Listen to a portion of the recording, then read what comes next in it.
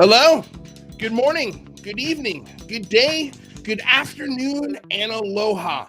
Welcome back to another episode of the Unidentified Celebrity Review, your home for credible news, reviews, and commentary on everything UAP, UFO, science, emerging tech, and futurism. We talk about it all here. So welcome if you're new, welcome back if you're returning. We truly appreciate you guys being here. I want to give a quick shout out to everyone in the chat, Aaron Desario, Zero Cool, all of my chat, what do they call them? Modifiers? No, moderators. That's the word, moderators. Thank you guys for helping us moderate the chat. Truly appreciate it.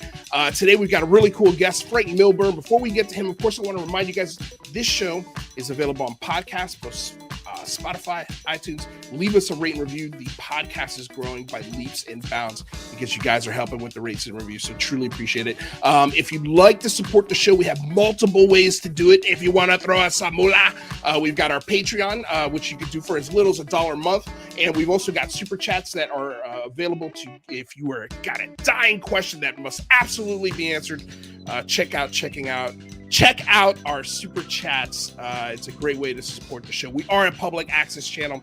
We're supported by viewers like you, so we truly appreciate it. If you can't support in a financial way, don't sweat it.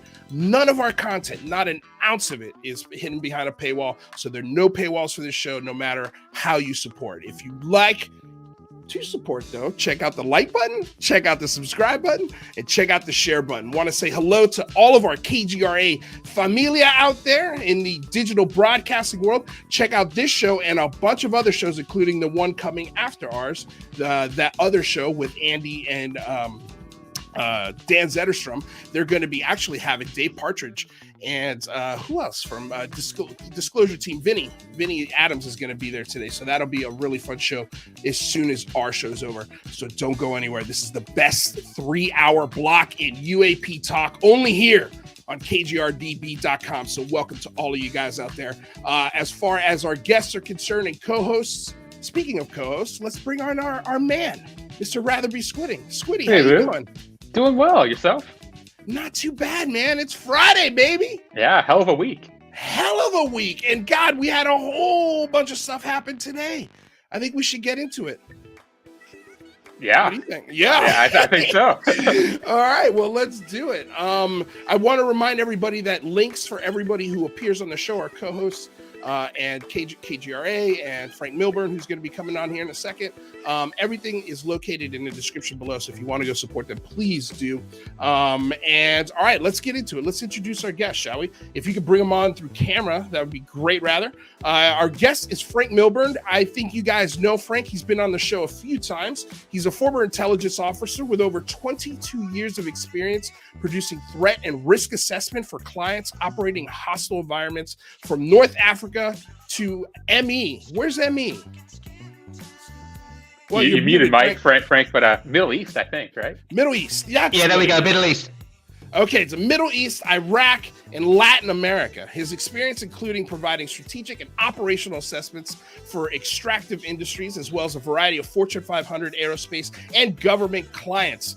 Franc is an alumni of the Royal Military Academy at Sandhurst and has a degree in international relations from London School of Economics. He's previously written for the Middle East Economic Survey and the Combating Terrorism Center at West Point and the Institute for National Security at Tel Aviv University.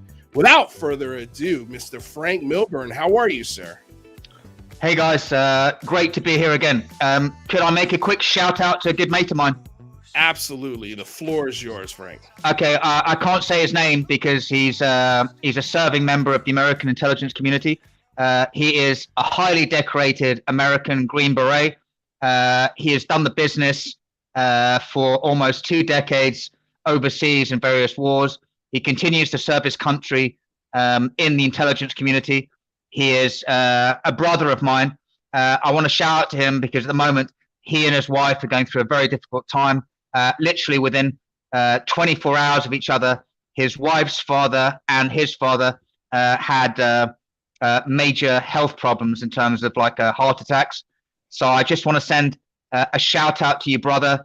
You know who you are. And I want to say this guy, if there's an American version of 007, this guy is it. Wow. Well, whoever you are, sir, we send you our love and hope speedy recovery for everyone in the family. I know that's not something that's easy to deal with. So it's been a wild year, I know, for some people going to the hospital. It has for me. It has for Jazz. Jazz is in the audience. We send our love to George as well. So, yeah, that's very kind of you. I think that anytime people can get together and send positive thoughts to others in need, that's always a good thing. I don't think there's no hurt in that. So, can I just say something as well? Over the holiday period, it's going to be a very difficult time for veterans. Because veterans, you're basically used to when you're in a combat situation, and I've been in that. It's like, when are you going to eat? When am I going to drink? When am I going to sleep? Am I going to be alive tomorrow? And veterans, when you come back, you don't come back. You come back to a normal situation, but for you, it's not normal because you've been at war, and war changes you, and war literally chemically changes your brain. So if you have a veteran in your family, and if he's sullen or she is sullen and they don't want to talk, then maybe there's a reason for that. That's all I wanted to say. No, I appreciate it. No, it's very easy to forget our veterans. I'm guilty of it myself sometimes, but I always love to be reminded anytime, especially when I'm visiting San Diego. My grandfather, who was a Green Beret, landed in France. Respect. In the middle of the night and help save the world along with a whole bunch of other countries and nations. And then, even a few weeks ago, I went to the USS Midway and did the tour through the Midway. It was just incredible that people live in those conditions, to defend against enemies, foreign and domestic. So it's, yeah, absolutely, man. If there's any way that you guys can reach out to a veteran that just lend an ear. Other than anything, just give them your ear and make sure everything that they're okay. But I'm sorry, Rather, what were you gonna say? Well, yeah, words aren't really nearly enough, but thanks for your service. Yeah, absolutely. I thank. I've been blessed. I've served with fantastic. I'm British, obviously. I've served with fantastic British people, fantastic American people, fantastic French people, German people. And you have to understand that, like, the depth of the American-British relationship. I was in certain sensitive positions when I was working, and there was always an American officer there attached to us, and we had one of ours attached to the Americans. It's an extremely close relationship, and it's forged in the blood of World War I and World War II. That's what it's forged in. It's a very, very close relationship. When you're working in an American team like I have in Iraq, the Americans don't treat you like you're a Brit. They treat you like you're one of the team. And it's the same for Americans working in a British team. You are one of the team. It's not just about speaking the same language. It's about a shared history of sacrifice and service. And it's an incredibly strong bond. And it's very, very hard to describe. Yeah, I mean, yeah, I would love to say I understand what you're saying, but I have no clue because I didn't serve. And I think that's the one part I love about this show, among many others, but the one thing I take a lot of pride in as well is that we get a lot of veterans on this show. We get a ton of them, and it seems like from the UAP aspect anyway, they're frustrated. They want answers. They have a sense of duty to talk about this and make their superiors aware. And in some cases, they've been ostracized because of those efforts. So it's just wild to me that it's wild, and it's also, we're really lucky that we get a lot of veterans just like yourself, Frank, and Jazz and Lou and Sean Cahill and all the other veterans that have come. I mean, DJ San Marcos, who was on this week. We're really, really lucky that you guys are so open about this. Chris Lito, one of my favorites out there.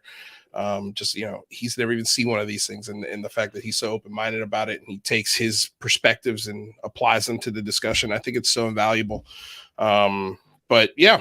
There's a big shout out as well to Bob Pliskin and all the guys at Liberation Times, which is actually now one of my favorite, probably my favorite site, my favorite go-to site for in-depth UAP. Bob Pliskin Sean Rash, and other guys. They've done phenomenal work at that site, like some really, really phenomenal articles. Yeah, absolutely. I mean, Sean's going to be doing a really cool event similar to the phone home. Similar just in regards that it's just going to be a whole bunch of people within the community talking about this topic for 8 hours straight, and making people aware of how to contact the representatives, what's next. Now, who knows by next Friday. And by the way, you're invited, rather. He said if you'd like to come on with us next Friday and join the conversation. But it's gonna be a cool event, and I just love to see that the community is finally starting to really have conversations with one another and sort of putting down their spears and swords and saying, all right, let's have a normal, civilized conversation and see where we can go. I mean, sometimes it does get a little contentious, that is for sure. But it seems, and I don't know, I'm pretty new to UFO Twitter, but it seems like we're turning a corner here. We're turning a corner. I guess is the best way I can say it. There is a phenomenal amount of talent out there. And I was talking to the guys at Liberation Times. There is a phenomenal amount of talent out there. It's like they are, they and others like the Debrief who have been doing it for a long time. I'd include myself in that. Guys like Joe Merger as well, have been pushing the boundaries, doing the things that professional journalists at mainstream publications should have been doing. Yeah. Most mainstream publications have not been pushing this issue. And let's face it, this is only like the greatest story that hasn't been fully told yet. It's true. I mean, yeah, the implications of this story are mind-boggling. Speaking of, let's get into it, Frank, because I know that you do have, from time to time, you have correspondence with Christopher Mellon. You definitely keep in touch with what's going on with the NDAA and the Gillibrand Amendment. So we were talking about it a little bit in the pre-show, and rather, you had a pretty interesting question to start off with, and that was the differences, right, of the two bills. Yeah, we kind of got what we thought was the final language a couple of days ago, and that had a lot of the Gillibrand Amendment there, but it wasn't, the Astro name wasn't there, and like the Transmedium office wasn't there. And Christian Gillibrand's tweeting today saying that, thanks for including my UAP amendment in the NDAA. So I guess, my kind of question was, has there been a change between the couple days ago final text, or is that essentially what the Gillibrand Amendment is now? I always have to laugh, rather be for asking the most difficult questions that always put me on the spot. I think the key thing, I would say, take it as a win overall, definitely. The key thing that has not been included is the Aerial and Transmedium Phenomena Advisory Committee. Yeah. And to me, that's kind of concerning. And if you look at what they're actually saying, you can understand why the DOD might not want to have that amendment in place. What do you guys think about that? Well, we were going to get to the video of Press Secretary Kirby. I've got it queued up and ready to go, and we can sort of see him squirm with that question if we want to do that. Because, I mean, if anybody knows that question better than this show, it should be him. Well, I was going to say a key one was, it says, the original Gillibrand Amendment was advising the office. That's the office, the UAP office, mandated by Secretary of Defense and or Director of National Intelligence in the execution of the duties of the office. So it seems that DOD doesn't want to have somebody advising on the execution of the duties of that office. And why do you think they wouldn't want that? Well, if you go down through it, I mean, you look, it says membership of the advisory committee. It'll be 20, I'm just, going through it, 20 members as follows. 3 persons appointed by the administrator of the National Aeronautics and Space Administration. So why wouldn't you want somebody from NASA? I mean, they're pretty smart, right? So 2 persons appointed by the administrator of the Federal Aviation Administration. Again, why wouldn't you want them?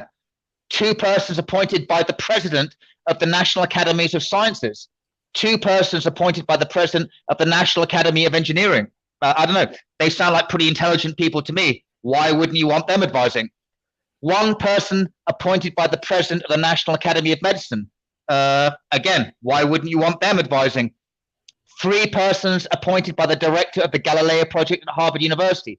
Now, this is where it gets interesting, because one could probably surmise that it would be highly likely that Elizondo and Mellon would have had 2 of those positions, yes? You would think. I don't know about that. I mean, so why don't you know about that, rather? What do you? Well, I feel like Lou and Chris are just, advisors to the Galileo project. They're not really the main people at all. That's true. If you wanted 2 people, more knowledgeable people, you could not find them. And I believe, you can go into conspiracy theory all you want, but I believe that DOD and ODNI did not want Elizondo and Mellon anywhere near this in an advisory capacity, especially when that advisory board would be able to force reports, right? And going on. No, that's okay. Now you're talking a little bit of sense there. I think. What do you think about that counterpoint? Rather and I can see why the DoD wouldn't want Elizondo and Mellon anywhere near this, because they're the ones who sort of created this mess in the first place, right? They're highly critical. They wouldn't want them anywhere near it. Yeah. I mean, I would say that if they're going to be involved, there's plenty of opportunity for them to be involved, not just through the Galileo project, right? I mean, Elizondo still has government contracts. It's kind of unclear that he's not still involved. And Christopher Mellon kind of had a lot of influence in the Gillibrand Amendment. So I think that they're definitely going to be involved. I think that it is an open question whether their involvement is a good thing, regardless of what you think about Lou and Mellon, kind of the whole fruit of the poison tree kind of thing. Not that I think they poisoned the tree, but I think it is good to have some separation in this stuff. Yeah, but if you look at it the other way, it's sorry, I'm going a bit dark here. There we go. Yeah, I was going to say, but if you look at if you think about the hypothetical plan of of Elizondo and Mellon, it's they're all about transparency. Okay, potentially, but really what they want is to have an overarching UAP program. Okay, as I stated in my second paper in April of this year, and Elizondo said, as soon as Congress are interested in the UAP issue, then it will be a fait accompli, a done job, that they will allocate funding for this project. A big, how would you say, Manhattan-style project to develop UAP and to bring all the special access programs within that project. That's why the DoD don't want them involved. Well, wouldn't the DoD have to be involved for that, though? I mean, the DoD kind of runs the SAP programs, right? So if we want insight into that, wouldn't we have to have their involvement at some level?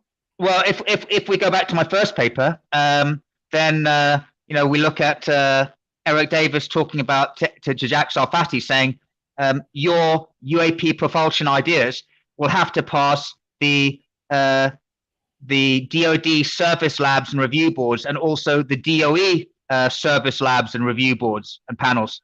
Okay, so it's not just DoD. Well, just at the end of this, though, and I agree with Rather a little bit here, is that I think at the end of this, it's a good thing that Mellon and Elizondo aren't directly involved, because it's almost like a clean start. So anyone who's involved from this point forward are going to be sort of the new spokesperson, people, the new sort of to pick up the torch that Elizondo and Mellon and Gillibrand are handing off now with this bill. For me, I find a little bit of comfort in that. Is that a fair statement? Well, whatever makes you feel good. I mean, my end goal. I mean, just from a totality standpoint, it's like it's not just two. It's not coming from just 2 people anymore. It would broaden the conversation in the investigation beyond just two head voices. And just to put a point on that, I assume that they're going to find something, right? Find something from UFOs. Right. So, I think one of the objectives should be to try to make sure that the program is as free from potential criticism as possible. So when they do have a result, no one can say, oh, it was tainted by this and that. Yeah. I'll be honest with you guys. I'm not really bothered about that. My end goal is I want to see America and its allies, and British aerospace systems is a big part of that. I want to see the Americans and their allies develop UAP technology, 5 observables, way before Russia, China, and other adversaries do. That's where I come from. I'm not really bothered about the semantics, and I'll be really honest. I'm not really bothered about transparency either. Well, we were saying in the pre-show that there's going to be parts of this that cannot be unclassified, and we need to be okay with that. Can you elaborate a little bit on that? Well, yeah, I mean, it comes back to the age-old thing. It's like sources and methods. But what I'm skeptical about is even we're looking now at probably the NDAA is not going to be passed until I don't know, maybe January, February next year, because Rubio has wanted to pass a new amendment that basically stops imports from Xinjiang in China because of their oppression of Uyghur Muslims. Yes. Mm-hmm. So if we're looking at that, then really what we're looking at is a prolonged period where the DoD can continue to obfuscate with the current situation, the current setup that they have, and which Secretary Deputy Defense Hicks has established. So if you are, this is what concerns me, is if you've had 75 years to prepare obfuscation and hiding things from the public, now the writing's on the wall. You're going to have a contingency plan. So you are going to move any reverse engineered craft, any downed craft that you have, any intact craft that you've had from crash retrievals, you can move them. And if I were doing it, I'd move them somewhere like, under a shell company and a subsidiary of a shell company, and I'd move them somewhere like, Australia or Brazil, like into the jungle, into the desert, somewhere, way out of the reach of senators and congressional people. Because when push comes to shove, yes, there may be congressional hearings in the future. They may call people like Eric Davis, like, Hal Puthoff, other people that I know whose names aren't known. They may call them and go, okay, so, where are these craft? Where are these materials? And they will say, okay, they're at this certain base, this certain American location. But, these people have had, I'm talking about, the keepers of what would you call core secrets. They've had 75 plus years, right, to hide this stuff. So do you really think they don't have a contingency plan? Frankly, I'm not convinced that there are core secrets and that they do have these stuff, right? And I think that's going to be a challenging conversation if 5-10 years we have these offices and they just kind of say what we continue to be hearing, that there's unknown things in the sky, we don't know what they are. Where are we then? Do we what if that is the answer, or at least the answer that they give us? Yeah, I can't say I'm convinced because I haven't seen the proof, but people that I talk to are convinced that there are, reverse engineered or, knockoff craft, and that, there are recovered craft, which are in working condition, but whose technologies are not completely understood, therefore providing a tenuous advantage to those who hold them. Let me ask you this, rather. I'm curious because I go back and forth with this. And we're going to get into this article, this Vice article that was written by that I don't think it wasn't written by Gary Nolan, but focuses on physicist Gary Nolan, and we'll get into it. But this idea, he had medals, he had pieces of medals, and people that came to his office were Hal Puthoff, were Colm Kelleher, were these high level intelligence officers that brought them medals so that they could be studied by these independent scientists. And the stories of these medals match the description of your alien poop, where it's like, this is the exhaust of the craft. So maybe, and one part of the conversation I thought was really interesting was, well,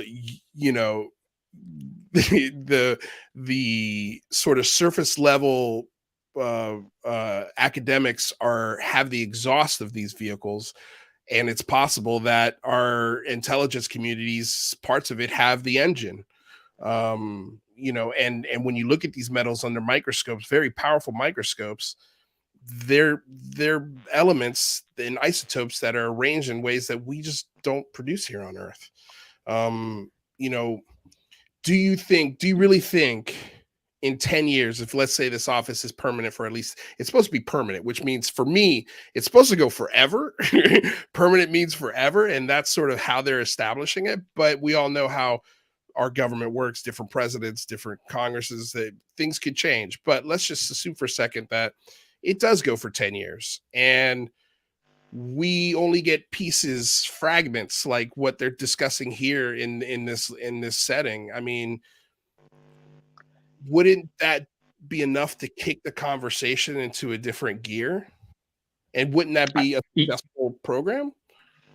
I'd say that there's probably a lot of things even lower than, having artifacts from UAP that would totally advance the conversation. Even just getting more specifics about what we're seeing these things do and the sensors that are capturing them, and what data is convincing the, people in the UAP task force that these are operating without the current bounds of physics that we seem to know. So I think there's a lot of things that could advance the conversation.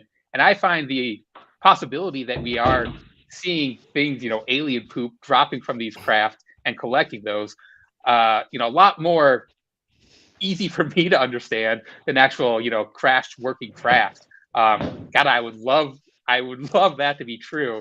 And I'd love to get some evidence of it, but it's, for my mind right now, I can't really wrap my head around how that, recovered working craft could be possible, but I would love to be wrong on that.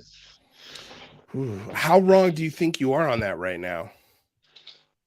If you are, I mean, like how close are you to the fence? How close are you to 50-50 here?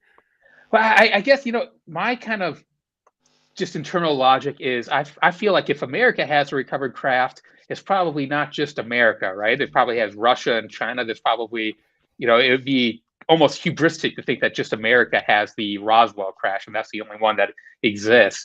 And if there's not just America keeping this secret, it doesn't make sense to me how this secret could be kept within the governments of the world. Well, we always get the argument that, well, if the U.S. had it, and Frank, maybe you could comment on this, if we had it, we would have used it by now. Like, you look at the, all of the other tech that we've developed over the years, and it seems like if they develop it, it's being used within 10, 15 years after it was developed. And then after 15 years, they publicly come out and we're like, yeah, all right, we made this plane. I know you guys have had pictures of it. You've talked about it for a while, but here we are actually confirming it. That the U.S. would have used this thing by now. If we could prop, 100 of these over, the Chinese embassy or the Russian embassy over Putin's house and display, all we'd have to do is display how quickly we can get there without you guys even noticing it. And it would be almost like an international game over.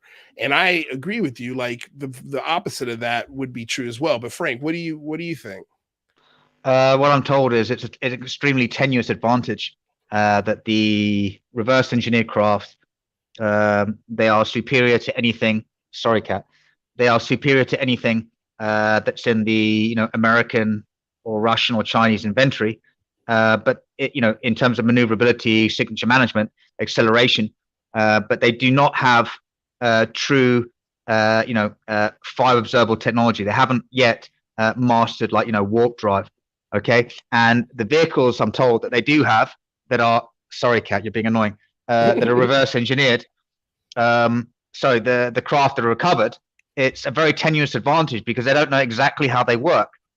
Okay, so if you're using these craft for intelligence, surveillance, and reconnaissance, you don't want them to go down in enemy territory. It's a bit like the F-86 Sabre fighter, right? In the Korean War, the Americans did not allow the fighter to be used north of 38th parallel. They did not allow the fighter to be used where it could not be recovered by American or UN forces.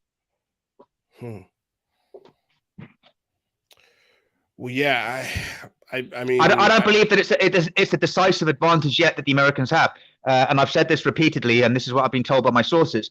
The Americans do not yet have the ability to produce, deployable squadrons of these craft. Okay, because the technology is still not that well understood. What have you heard about? Is there any parts of this technology that they've implemented or have mastered? Well, yeah, I'm told that they have craft that fly, both reverse engineered, which people refer to as TR-3B, which may or may not be, the correct classification for it, but triangular type craft, which are used for, reconnaissance and surveillance missions, and also they have, recovered craft, which they can operate, but they don't understand how they work. And I'm told, in inverted brackets, that's why it's called a tenuous advantage, because if it breaks down, they don't know how to fix it. But but according to your sources, they're using it. Yeah, well, but it's in that's a the dangerous hands game of to private. Play, though. It's in the hands of private contractors. I'm told it's made available to the U.S. military as and when required, but for secrecy reasons, it's kept in the hand of private contractors, and the reverse engineering and also all the research that has gone on to looking at recovered craft has all come out of the dime of the profit centers of military contractors, and I'm told that it's not Lockheed Martin but another one. That's what I'm told.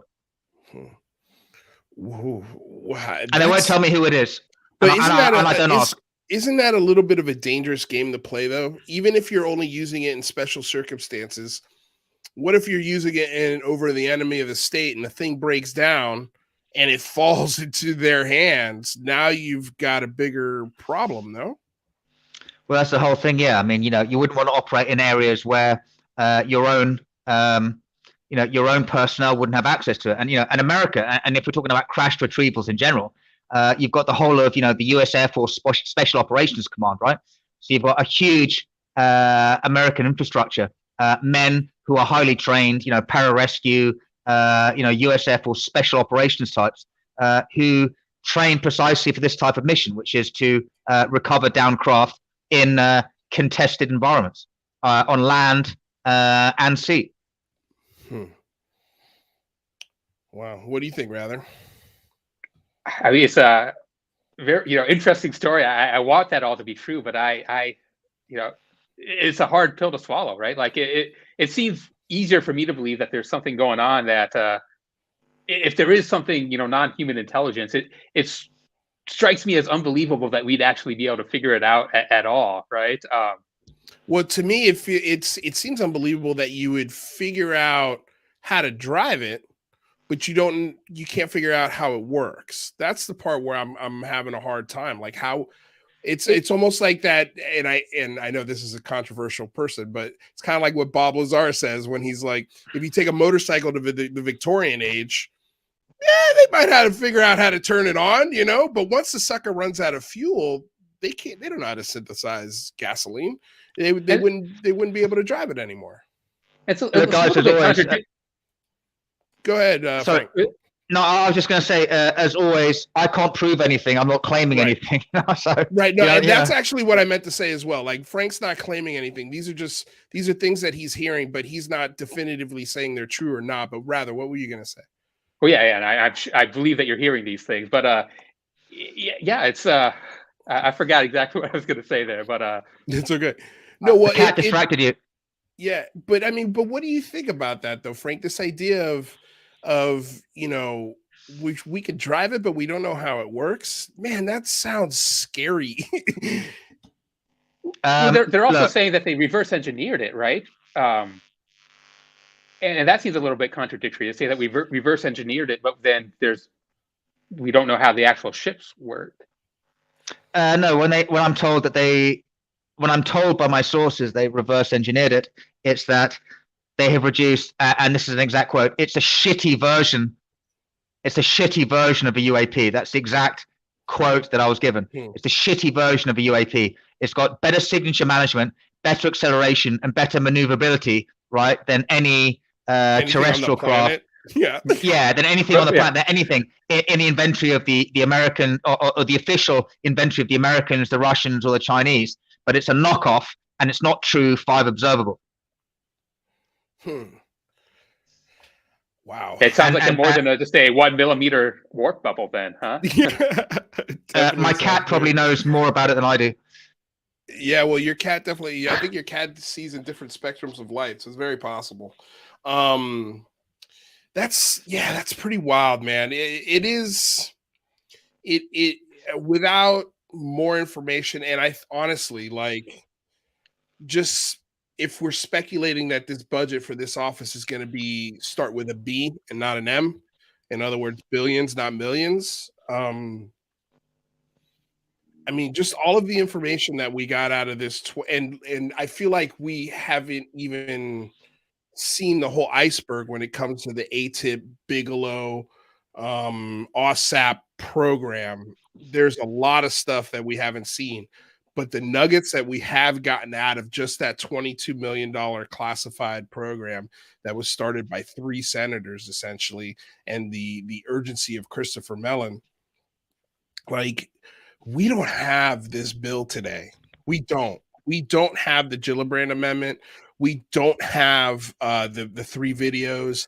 And I know even on this show, I've sometimes rolled my eyes and sort of poke fun a little bit at this OSAP program because it was, I cannot even begin to tell you what $22 million is if I could put that into a way that you could understand how nothing that is. Like, it is literally a penny out of $20 out of a $20 bill. It doesn't hurt the value of that 20. Essentially, it's nothing. And that we got all of this really, I wouldn't say the best quality information because nothing is concrete, but boy, I feel like it's seeing the smoke of a fire that definitely exists.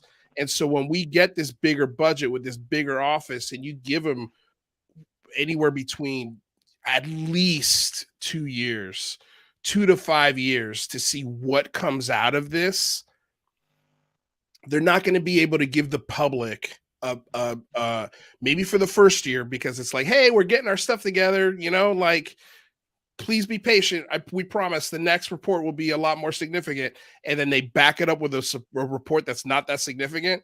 You're going to have a lot of upset people. They're going to want more than just the same standard boilerplate, last minute book report turned in, to the teacher. You wrote it the night before kind of report. They're going to want something that's more than 6 pages, more than 17 pages, maybe like a, 30, 40, 50 page report would be cool. I'm sure we can get that kind of report without revealing sources and methods. But I mean, I'm excited. I think that if we get a budget with a B, I can only imagine what kind of information we're getting. If we thought the Tic Tac, the Go Fast, and the Gimbal were phenomenal footage, I don't even like. I'm giddy at the fact that what's going to come out of this new law, and it seems like from what Jazz is saying and from what a couple other folks are saying, including today, I believe Dee Johnson had mentioned it, that this NDAA is going to be figured out, I believe, by Tuesday of next week. And it'll be going to the president's desk as the next stop for this. And then it's signed into law into the new year. So, I mean, we're damn close for this thing to being done in official and a law. I can't imagine the stuff that's going to come out of this is going to be steps backward. I mean, what do you think, Frank? I think it's awesome, and I think we should take the win. I'm just being, kind of cautious as always. But Right. you never had this kind of like legislation before. I was talking to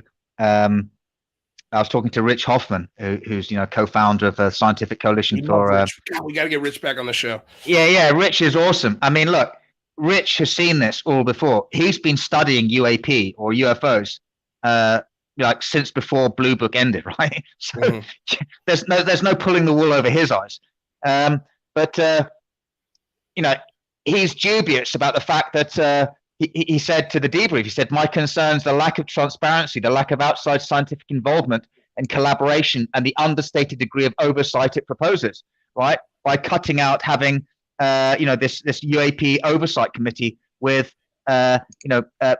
scientific professionals from outside the Pentagon. But at the same time, within the amendment, still, it says that they can have, people who are non-DOD personnel but cleared advising.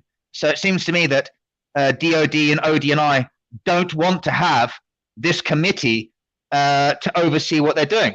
Because if you look at what it actually says, it says, and it actually says that the committee this oversight committee should report to the director, the secretary, and it should submit basically. It should summarize its activities and also provide like recommendations. So it seems to me that somebody at DOD and ODNI does not want to have outsiders and potentially like, Mellon and Elizondo representing the Galileo project, sticking their claws in. That's what it seems like to me. I saw your face, rather. What do you think? Well, I think Elizondo and Mellon are insiders, right? And I mean, I understand the sentiment of the DOD that not wanting to have civilian advisors.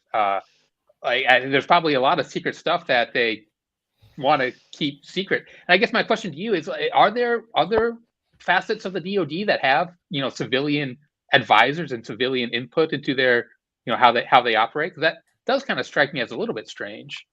Well, no, not really. I mean, let's look at the history of, if you go back to ORSAP, right? And, the guys who were involved in NIDS and who then later got involved in ORSAP, like, Eric Davis and Hal Puthoff. They've been advising the DOD for years, and they are civilian advisors, effectively, right? Yeah. So I would classify them more as like subcontractors and contractors rather than like advisors providing an oversight role.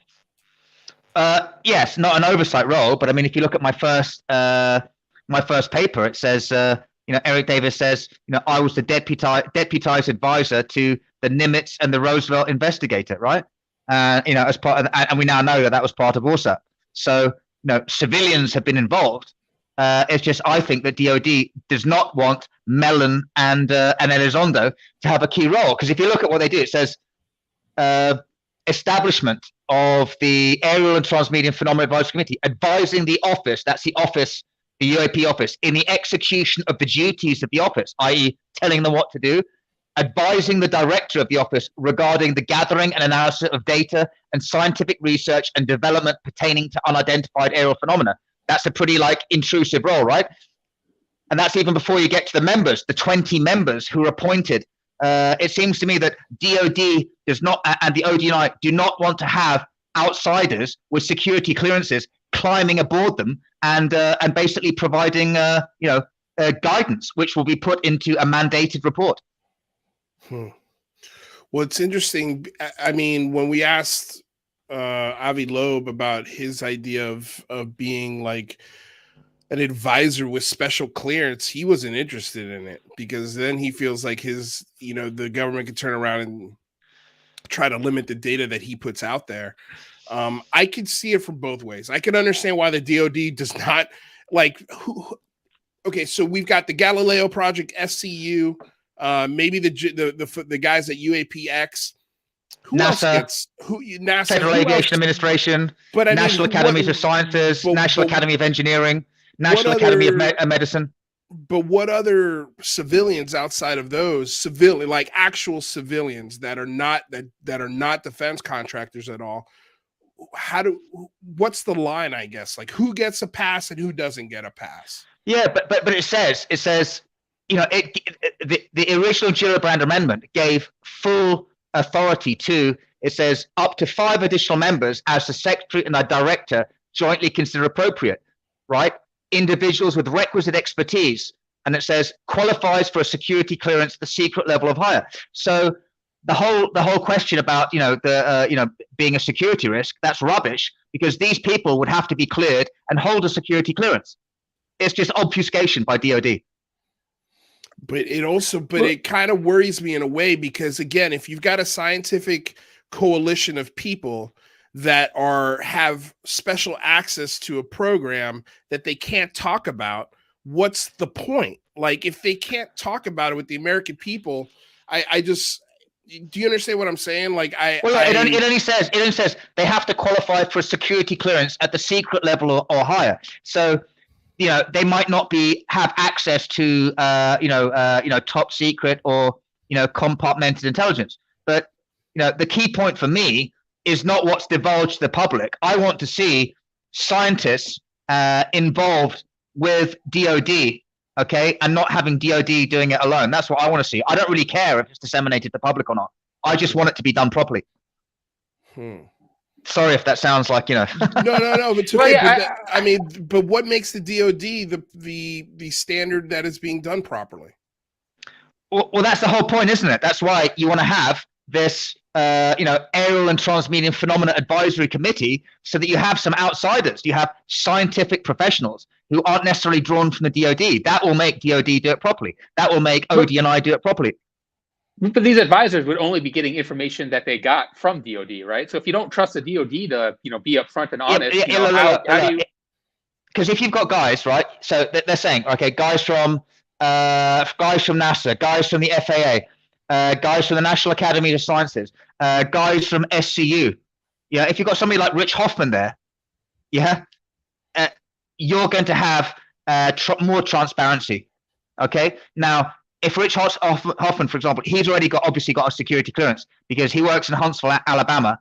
He already works for DoD, but that doesn't mean that he's going to be able to obviously divulge everything that if he were on the committee, he wouldn't necessarily be able to divulge everything that he has to the public, but he will be able to keep things real from inside. Do you see what I'm saying? No, I understand what you're saying, but then I guess my question as a civilian is, well, when do we get access to that? You won't get access to anything that includes sources and methods.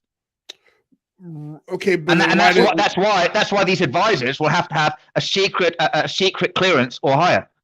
Right, but I feel like that's giving sources and methods to a professor. I guess I just like. I want to know who's the person that's checking these people and saying, okay, yep, you're good for a security clearance. Sorry, you're not good for a security clearance. I mean, like, why are we not approaching more astronomy? Well, they are, because they're including the Galileo program, and that's why they obviated.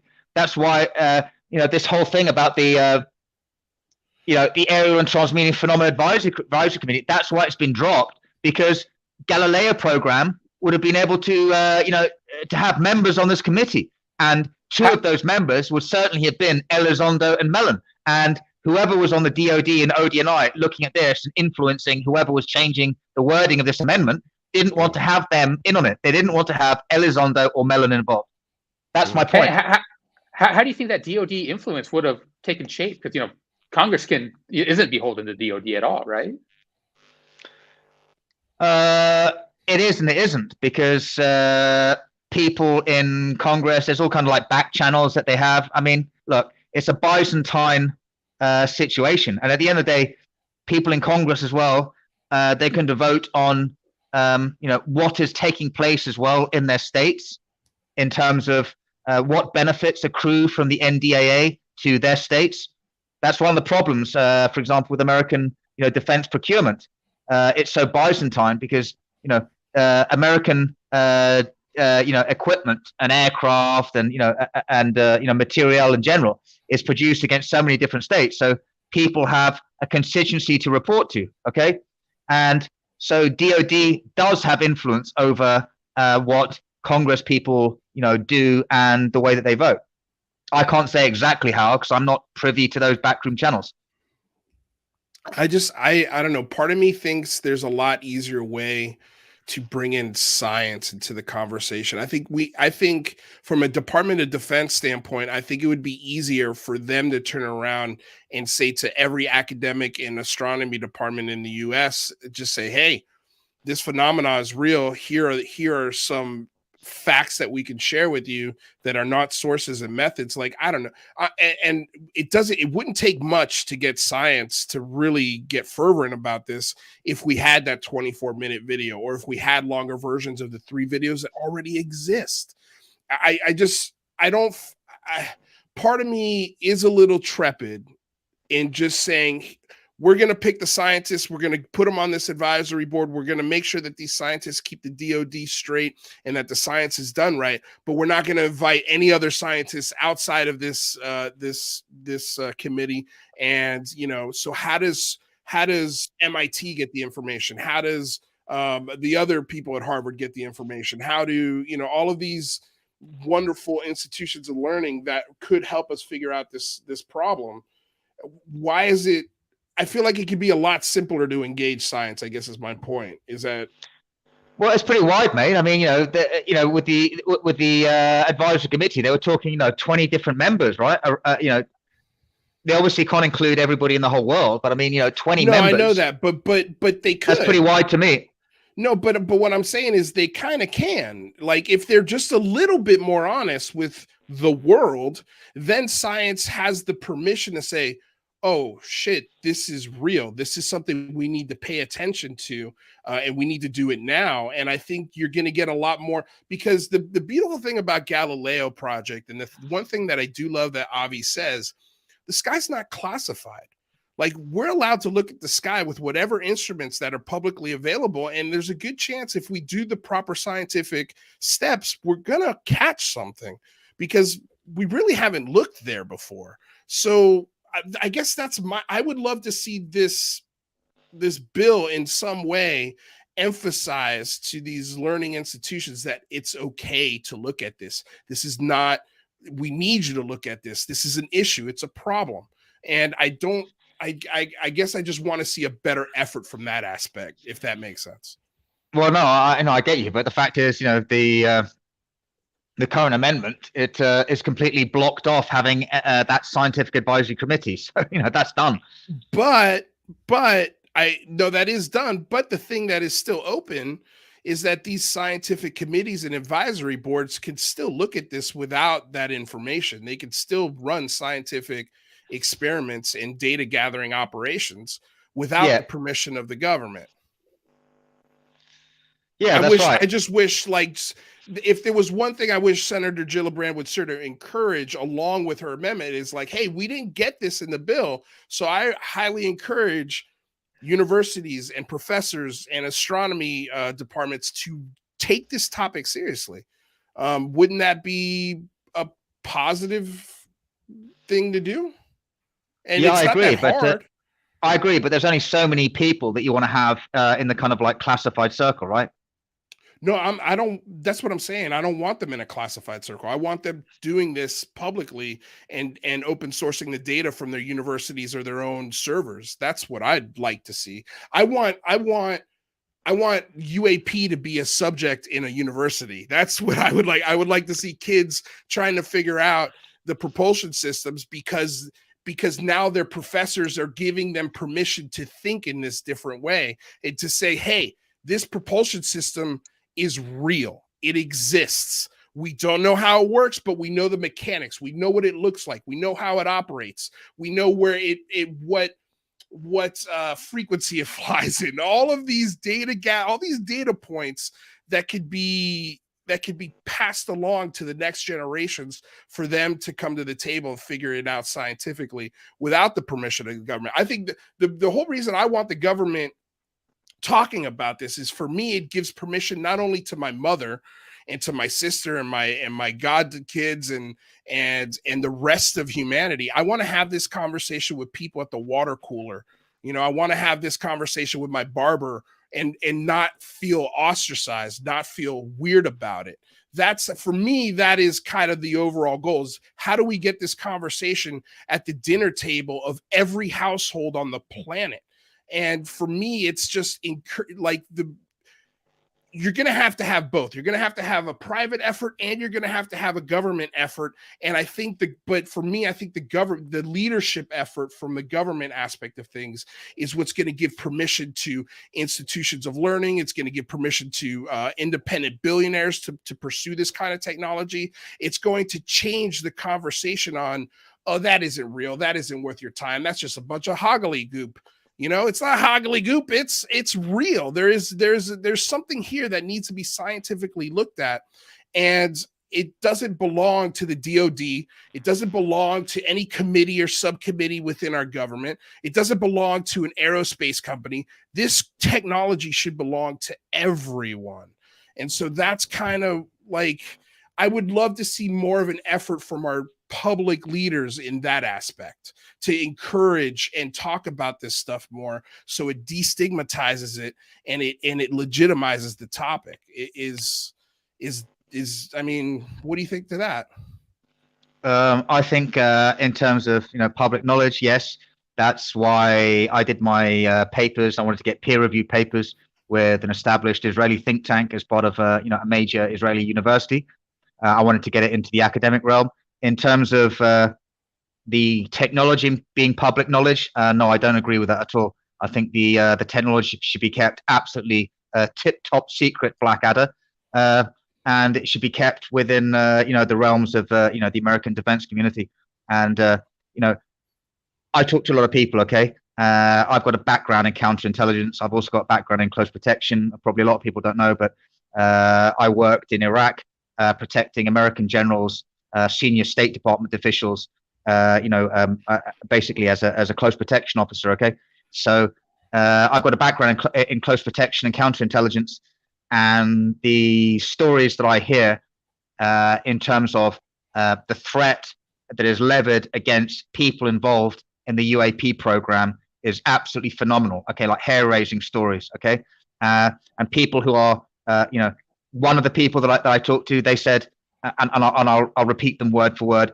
They said people in this is a scientist, a high-level scientist. They said people in the UFO community should FTFU, right? Yeah. About they're always like clamoring for disclosure. They've got no idea about the counterintelligence threat that we face as scientists working for the US government. And if people did have an idea, then they would understand that there are very, very pertinent security reasons why these things are not in the public domain. And I personally don't think that these technologies should be in the public domain. People talk about free energy. Okay, great. You want to create unlimited energy in a point in time and space, and rip a hole in the fabric of time and space and produce a black hole and blow up the whole frigging Earth. I don't think so. These are the kind of people that I talk to. And I personally do not think that these technologies should be in the public domain. And okay, I come from a national security background. Like I said, I want to see America come out on top, America and her allies. I don't want to see this developed by China or Russia. And I'm quite happy with these things being kept under wraps, personally. But then that's kind of a dichotomy for me as a researcher. But no, I understand what you're saying 100%. I think you're raising a good point. Like, I don't want Russia to have this technology either. But then that kind of tells me that we haven't back engineered this thing. Like, if we've already figured out even a crappy version of this thing, then we should be pretty confident in that we've got a huge leg up on any other country when it comes to this technology. And I agree with you. Like, I think there's a clean, reproducible source of energy right now. It's called nuclear, and because it has such a terrible stigma to it, nobody ever wants to talk about rebuilding a nuclear. I mean, we could use them in our subs, we can use them in our aircraft carriers, but no, we don't want them for our neighborhoods and infrastructure systems. It's like, what? That doesn't make any sense. Don't use them in Japan. Yeah. Wait, did you say don't use them in Japan? Yeah, Fukushima. No, I know, but then again, Fukushima is an old reactor. There are new technologies. There are ways to perfect that tech that I think is a lot, not a little bit, but a lot safer than those older reactors. My point is that the clean energy exists, but because of the dangers of it and the refusal to really invest into the technology, it keeps us from an oil independence that everybody's clamoring for. But I mean, you one hand you're clamoring to get off of oil, but on the other hand, you don't want to even consider nuclear as an option. That to me doesn't make any sense. What do you got, rather? Well, I feel like there's kind of two separate areas to this whole discussion, right? There's one is the technology, and can we reproduce that, and can we find that? And the other is just, are we alone in the universe? Is there Right. another non-human intelligence out there? And I feel like the answer to that latter question could have broad societal impacts. It could make the boundaries between U.S. and Russia and China seem like nothing. It could unite humanity. And I feel like that would be in our national security interest to get that point across. But if this B with $1 billion office brings that reality to the table for the world, I think you're now immediately in an open arms race to get to that technology, right? Like that's an open invitation to the world, basically telling everybody, okay, it's real tech. We've been visited. There is something that we haven't figured out that we're working on. It's an invitation to everybody saying, oh, okay, this is real. This is legitimate. So isn't the office kind of doing that and existing? Well, it's already real, guys. It's already real. With the arms race to UAP tech? Yeah, it's already real. I mean, look at what Reid said. He said in his 2009 letter, I'll just quote, he said, specific methodologies used to study, goes, undoubtedly would be of significant interest, if not a top priority, for adversarial foreign intelligence security services. Okay, and this is what my sources are telling me, right? So we continue on. Undue attention by government or private sector entities not involved in ATIP or any international interest will directly or indirectly interfere with the daily ATIP mission and perhaps threaten the overall success of the program. And then it goes, due to the highly specialized nature of the personnel involved with ATIP, i.e. the kind of people that I talk to, the overt acknowledgement of their participation in the program will lead to an unnecessary security and counterintelligence risk. Protection of industry partnerships and participation is critical.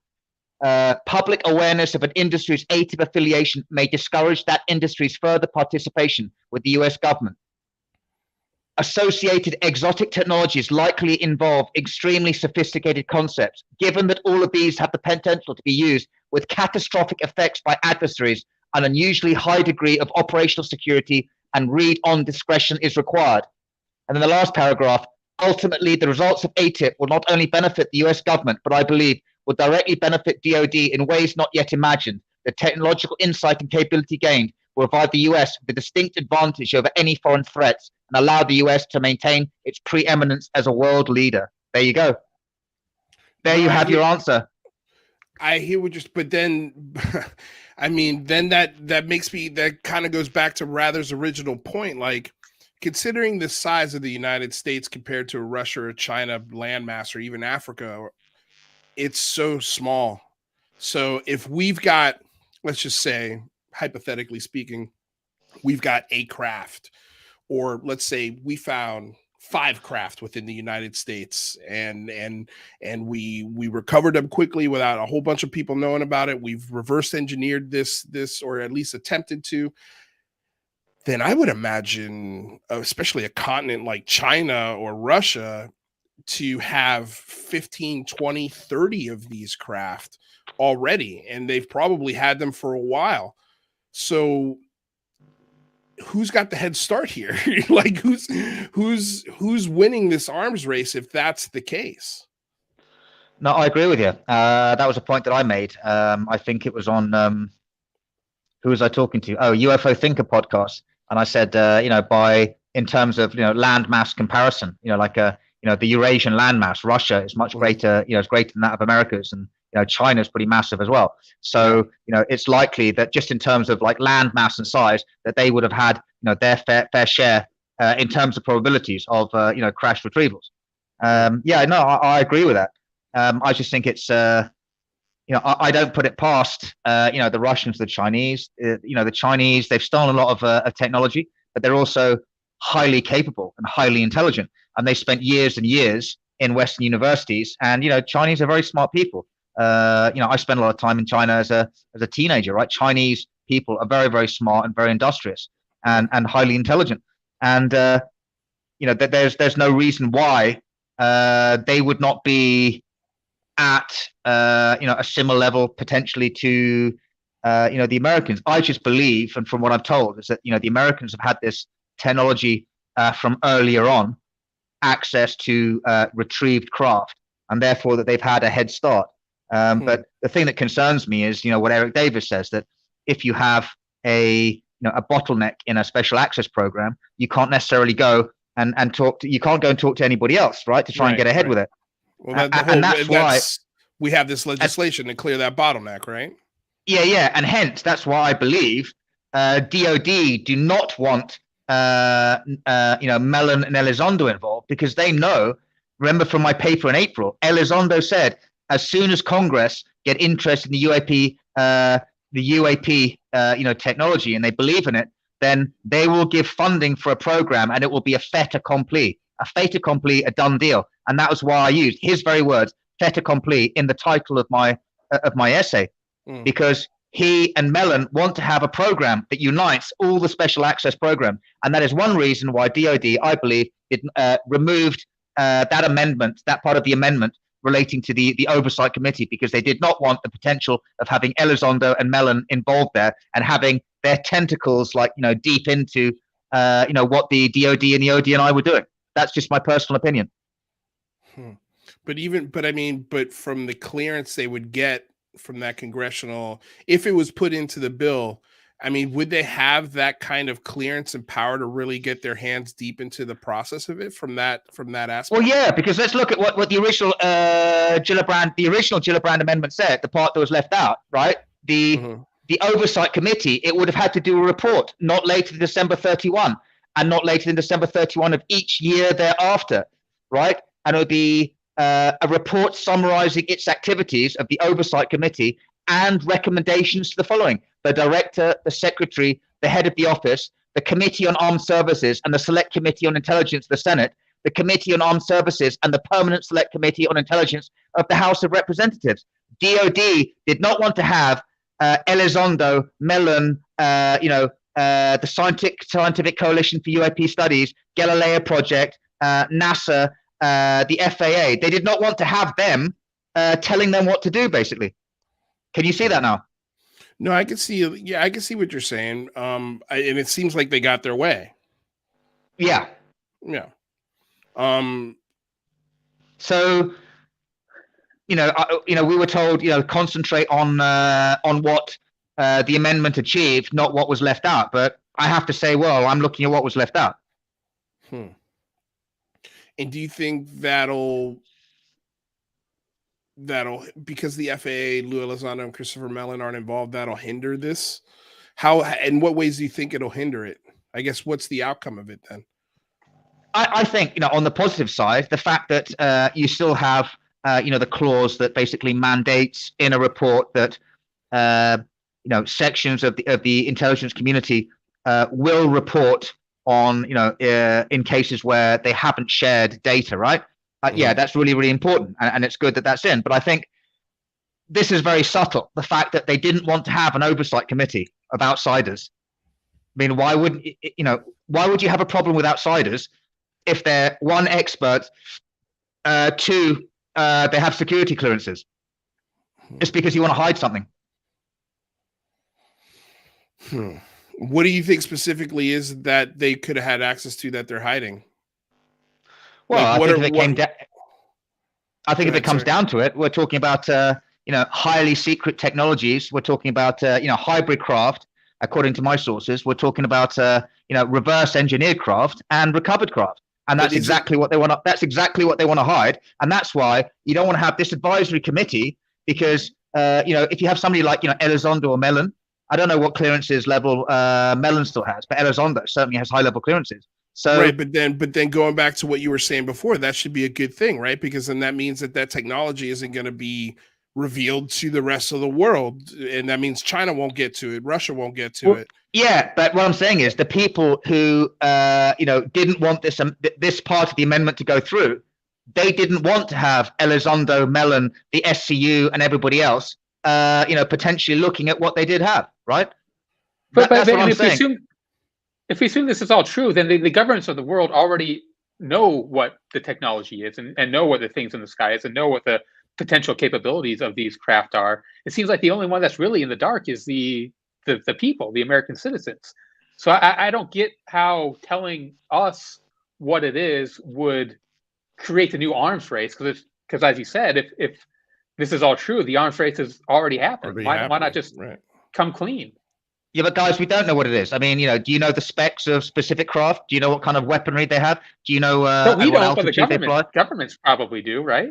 Wouldn't the other governments that are looking at the same craft and have secret radar data know all that? Yeah, but that's way above our level. Sure. So what's the harm in us? Now, I'm not going to engineer a tic-tac craft in my garage. What's the harm in us knowing? Because it's a national security imperative. Look, when the first stealth aircraft came out, right? You didn't want the public knowing. But what if all the other governments knew that aircraft was there? But all the other governments don't know, do they? I think we gotta have to assume that they do. I would assume that they don't. We agree to disagree. I'll tell you guys something, right? I worked in intelligence for 9 years. Yeah. And I worked on things. Just let me finish. Yeah. I worked on things, right? It's so heavily compartmentalized, right? I worked on things that other people who were working in military intelligence, they didn't have a clue what I was doing. They might have had an inkling because of where I was working and the unit that I was working in. Okay, those guys do that kind of thing. But they didn't have an idea exactly what I was doing. The stuff that we were doing, the Prime Minister of Great Britain, the cabinet did not have an idea of what we were doing. Okay. And that wasn't UAP related. So I'm saying, if you've worked in government, if you've worked in a top secret environment, right? People outside of that environment, it's very, very hard to find out what's going on. Very, very hard. Yeah, and I agree that we're not going to know the specifics of what is going down inside these SAP projects and the reverse engineering attempts, whatever they might be. But I think that the citizens, we should be able to know just as much as all the other world governments know. So if there are recovered craft that all the world governments have and they see these things in the sky, what's the harm of telling us all that? No, I disagree. I don't think that anybody should know outside of a classified environment exactly what kind of technologies America and her allies, have possession of. Well, let's not say what America has reverse engineered, but like what is in the skies, the UAPs, the nature of those, and the potential non-human intelligence. How does either America is the only one that knows, in which case I can understand that it's secret. But if our adversaries already know, why are they keeping the public in the dark about that? Well, you're assuming that adversaries know, but you don't know exactly what they know. And why would you give away anything? I personally look. I'm all for transparency, but I'm not about divulging any advantage that America or her allies have. So I would have to say, in extremis, I would come down on the side of non-disclosure for national security reasons. But every time. But this is kind of where I'm agreeing to disagree with you here, Frank, and I love you to death. But no, go for it, mate. But isn't that why you're a little bit upset that Lou Elizondo and Christopher Mellon aren't on this advisory board? Because now they can be less transparent. No, I'm not upset about it. Yeah. I'm the problem I have with it is I want to see. Sorry, Cat, can you stop playing with the computer? I'll be honest with you. Your cat is the biggest hit on the show right now. So okay. Yeah, people love your cat. They love it. What's your cat's name, by the way? His name is Bear. Bear. Well, yeah. Say hello to the internet, Bear. Internet, Bear. Say hi. Bear, internet. Great cat. Okay. Yeah. The problem that I have is I want to see. I was going to say Bear and Mellon. I want to see Elizondo and Mellon involved. Because that's still fair. Bear and Mellon. That works. Yeah, I want to see Bear involved. Yeah. I would like to see. Elizondo looks like a little bear. I would like to see personally Chris Mellon appointed back to the the special access program, like oversight committee, right? The special review group. I'd like to see him back there, Elizondo as well. I would like to see a UAP program that the US government has with probably, I don't know, like $30 billion to start with. I would like to see that program unite all the unacknowledged special access programs to bring them all under one roof. And I would like to see, as Eric Davis has stated, talking about the DIRDs, right? And in my first paper, that by 2050, America has reached a point where its physics and engineering capabilities can approximate the capabilities of Tic Tac and UAP 5 observable technology. That's what I want to see. I want to see America and her allies do that before the Russians and the Chinese do. So it's not but okay. So even though I'll be really honest with you, it would be more transparent in a private setting, but that transparency within that private setting would allow us to get a better grasp and a head start on the technology versus an adversary.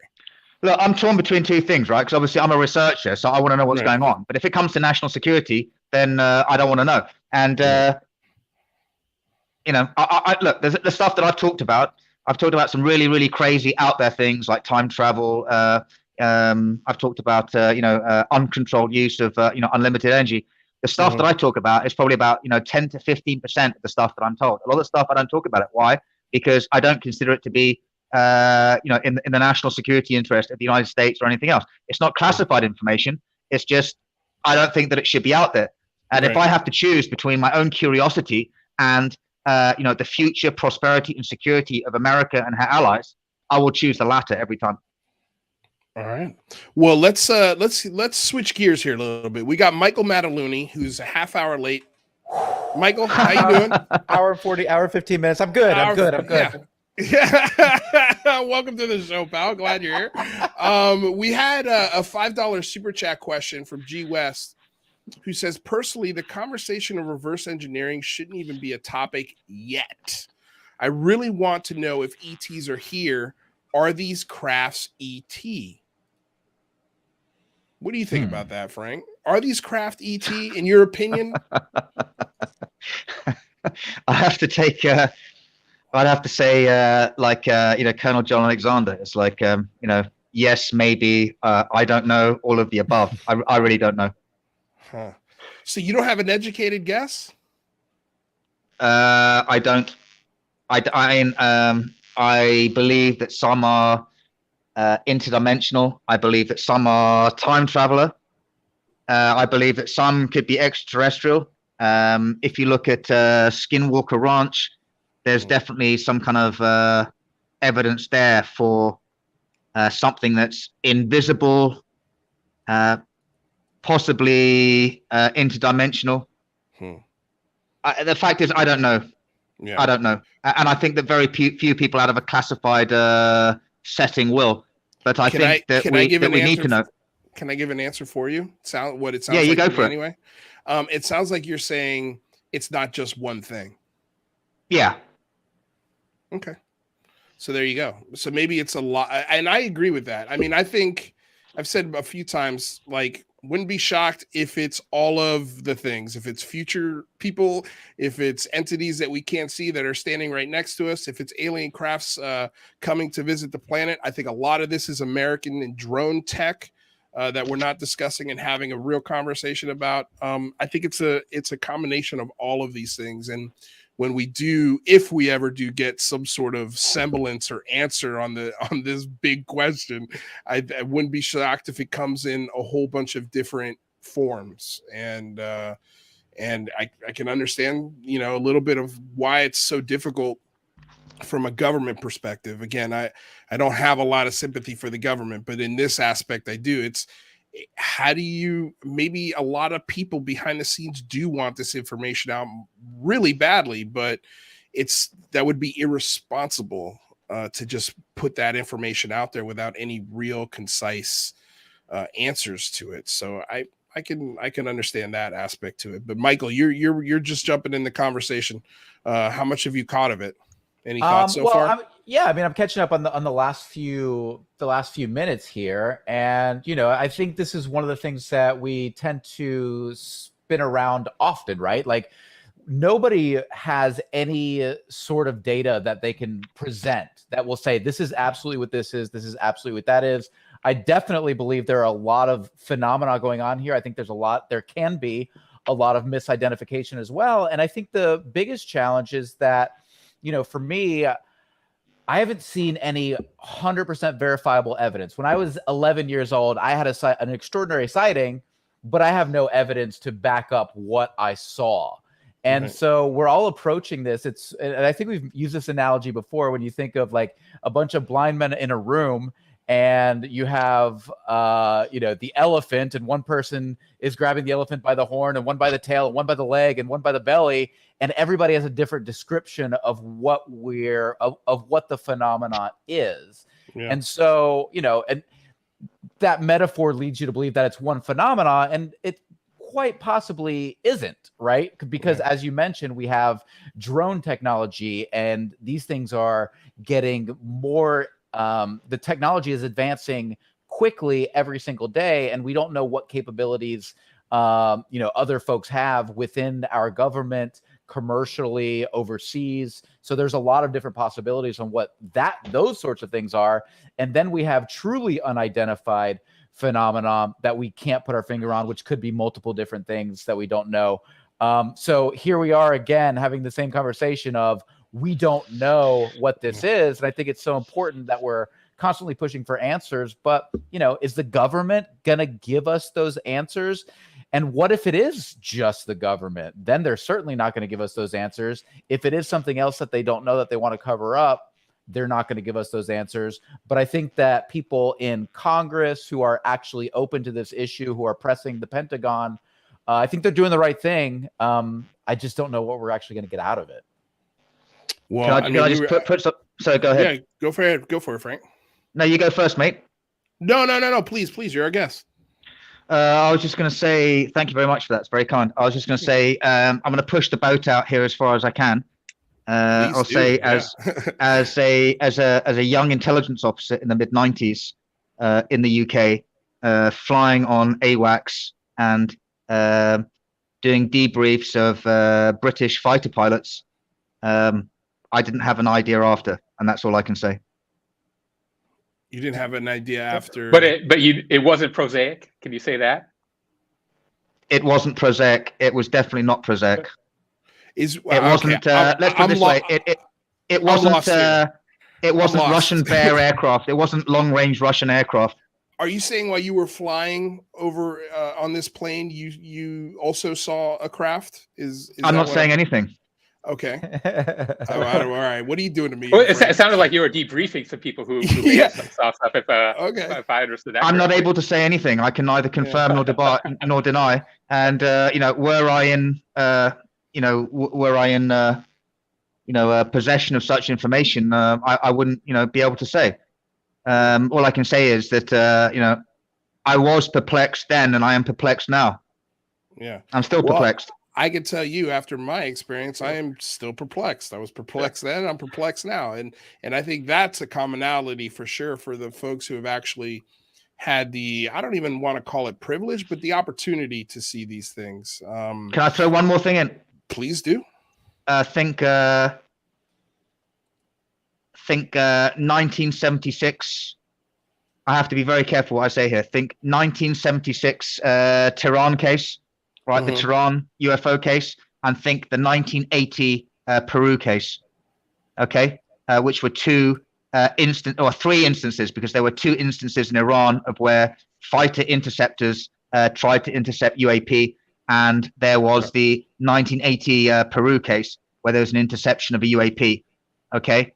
That's all I can say, but keep those in mind, and that was I've got to be very careful what I say here. That would be the kind of thing that I would be thinking about going forward.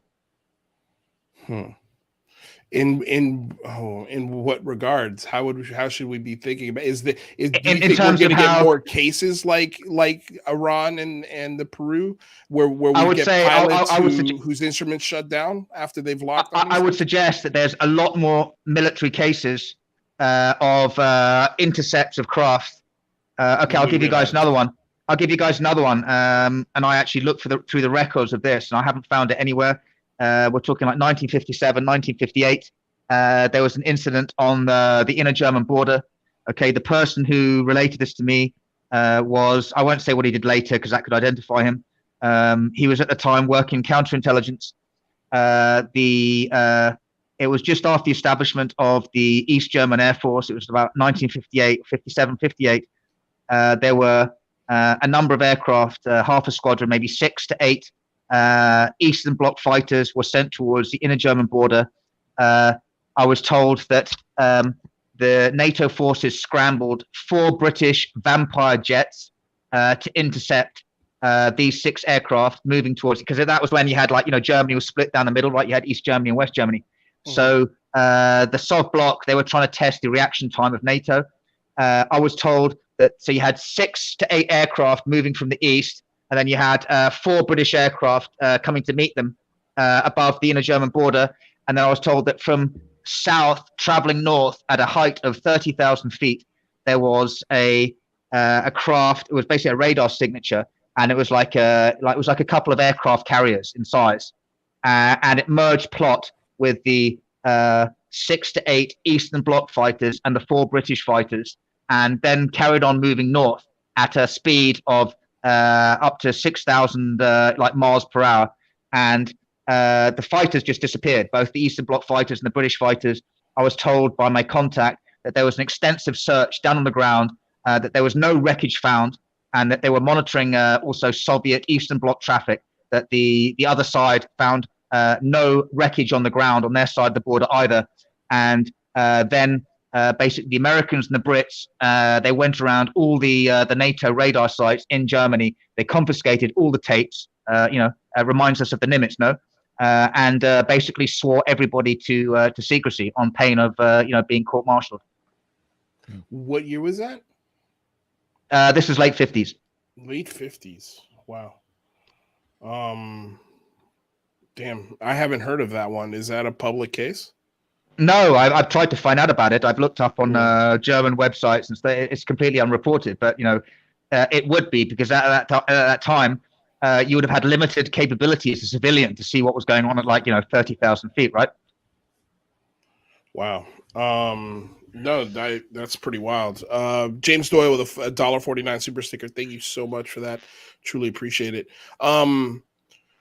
Okay, let's get into I want to talk about a little bit, and I'm glad Mike's here because I don't think Michael's seen this, so I'd like to get your reactions to it. So we've got John Kirby, who is the press secretary for the Pentagon, and he said some pretty interesting things today when asked about the new UAP office that is being formed congressionally. Let's take a listen.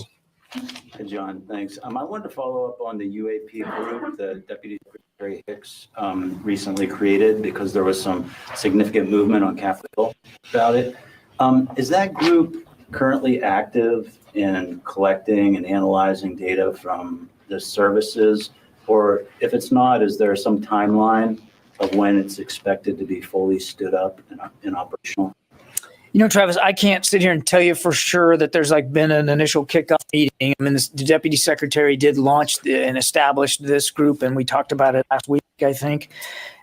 So it is active. It's a real thing. I mean, when the deputy secretary signs out a memo establishing a group, then it is established. But I don't have an update for you today on sort of what the battle rhythm is and how they're getting their arms around this.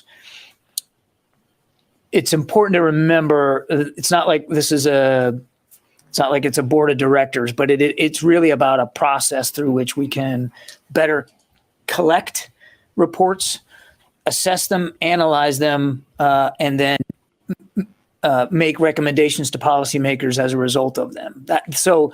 I want you to think more process and procedure and less about it being some sort of stationary group that sits in an office somewhere and has daily meetings. It's really about making sure that we are doing a better job at collating the information. As you know, it was prior to this kind of coming in sporadically from mostly from pilots in the Navy and the Air Force, and there wasn't a common set of rules and procedures for how that information was being taken in and analyzed. If I could just follow up on it, because there is legislation on the Hill that deals with how it would be collected and who would do the collecting. So I'm wondering about, the department is vast. What are the mechanisms that DoD is using to collect this information? Are there actual individuals that go out and get it? Or are individual units, all the units within the department, being educated on how it should be collected and how it should be filed? Can you talk at all about how that work is being done? Yeah, I mean, I think as we talked about when we rolled out this group, they will be focusing on proactively identifying objects. So how that's going to be done, I don't know. And they've just recently been established, but it's about trying to, again, actively identify objects rather than just focusing on objects that were already observed but not identified. So again, what that's going to look like, I don't know. Clearly, they're still going to be interested in reports that are organic and are coming in just intrinsically from pilots that see things that they can't identify. So, I mean, my supposition would be that it'd be a little bit of both, trying to find ways to, as I said, more proactively identify objects, also taking in reactive reports that we get from aviators. That was from John Greenwald. John Greenwald posted that on his website. That was a great place to pull it from. I'm also going to share that link in the description with you guys. But hold on, skip ad. There we go. But Michael, what do you? I saw you laughing. What were you laughing about? Well, it's interesting, right? Because is it a group or is it people who collect and collate information, right? So he's saying literally two opposite things. One is that it is a group that is going to be looking into this, but simultaneously it's not a group, and it's just a matter of they're creating processes for organizing information. So it sounds to me like he's probably not as in the know, or he's strictly just not allowed to talk about it because he said two very different things. Yeah, it definitely seemed like he was struggling to find his words and give a proper answer. First of all, I want to give a huge shout out to Travis Tritton, who is the reporter that asked the questions. He's the only one in that press room that is actually, and here's what I loved about it this time. There was zero giggle factor. Nobody was laughing when he asked this question because now it's becoming law on Capitol Hill. The wheels of this are moving politically, so there's no more giggle factor. And so just if you guys are not following Travis Tritton on Twitter, go check him out. I'll find his if you could pull up his Twitter handle, and we'll share it in the chat with you guys. But go follow him because I think he's doing amazing work. But Frank, what did you think about those comments? Because you're our you're our sort of resident decipherer of words and how they're spoken. So what are your initial thoughts? I'll be honest. I mean, I'm a fan of Admiral John Kirby. He served his country bravely and honorably. But at the end of the day, he's a mouthpiece. Right. So you can't expect these guys who are spokespeople to have intimate knowledge of what's going on. They don't. They get given a line and that's it. They're not cleared to the levels where they would have intimate knowledge of these subjects. Okay, fair. Rather, what were your initial thoughts on that? Yeah, it sounds like there's the AOI MSG, which is already put in place, right? And right. My impression was that was kind of the not proactively, but gather reports and kind of the procedure kind of things. And that's kind of what they had set in place, which in my book is a major win in and of itself. But it sounds like, now with this pending Gillibrand amendment, I think that kind of pushes the envelope further into field investigations and all this other cool stuff. And I think there's probably a lot of uncertainty whether that's going to be AOI MSG, another agency, or exactly kind of how that will all work. So that's where I thought some of that confusion might have been sourced from. Well, guys, if I could just say, I mean, I think, until the National Defense Authorization Act, right? It's not likely to be passed until January, February next year. So no, it should until be. It should be. If it gets signed, it has to be signed before the new year. The NDAA has to be signed by the president before December 31st. Okay, whether it's this side of New Year or next, the fact is it's not going to be signed yet, and until it is, then whatever is going on, the Airborne Object Identification and Management Synchronization Group, that's what they're going to be doing until that time, until they are lawfully ordered to change.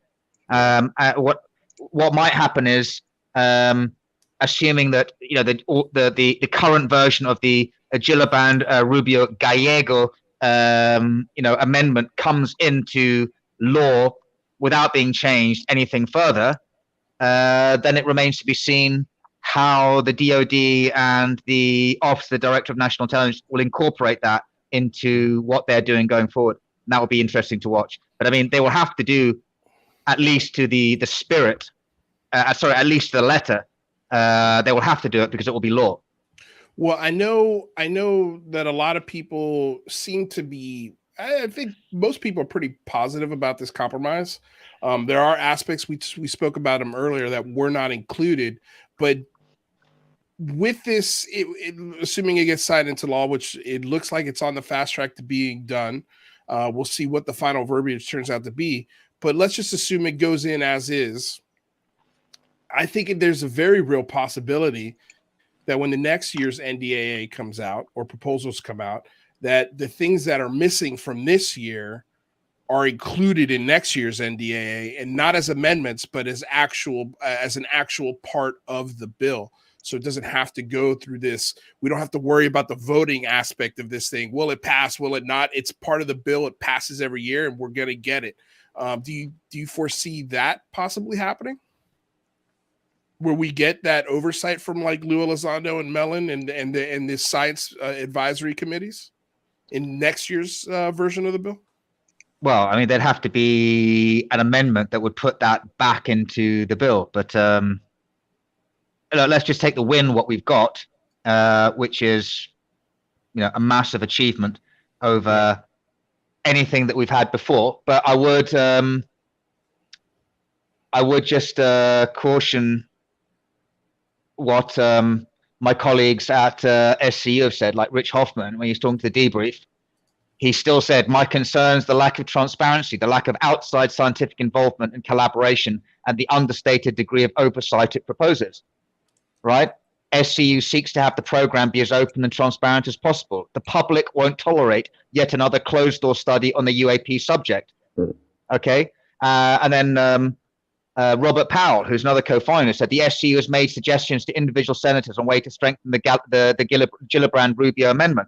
And, I received an email, all SCU members received an email saying, if you're American, basically, send emails to your, to those who represent you. Right. And if you look at, Rich Hoffman, he's been around, right? He says the public won't tolerate yet another closed-door study on the UAP subject. He's been studying this since like before Blue Book ended. So he's been around the block more times than anybody. And if somebody's, let me ask you this, Frank. So who is the public? Because to me, when I think of somebody in the SCU saying this, these are people, as you said, who have been passionately studying this for a very long time. Are we talking about the actual public? Do we think the actual public cares enough about this? And do you not think that the Gillibrand Amendment, even if it does capture the public's attention, that it's mostly because people are concerned about drone technology that we're aware of? Like, how many people actually in this country and around the world are interested in the UAP issue to demand transparency? I mean, oftentimes I feel like on the show, like we're just shouting into the wind because we're looking for more investigation into these matters. But so oftentimes, like the majority of the population could care less. No, I agree with you. I think the vast majority of people in the United States, in the UK, and in the world, like, basically don't give a shit. But enough of us do, and things like, the big phone home have had a massive impact. And congratulations to everybody involved in that. It has had an impact, and I think that senators are listening, and it's like with many things. It's like having a revolution in the country. It's like you have a small determined minority. They will often determine the outcome rather than like the mass of the population. Just my humble opinion. I think there's enough critical mass amongst enough as a small number of people who are committed to this subject to actually make a change. And the fact that you have now, when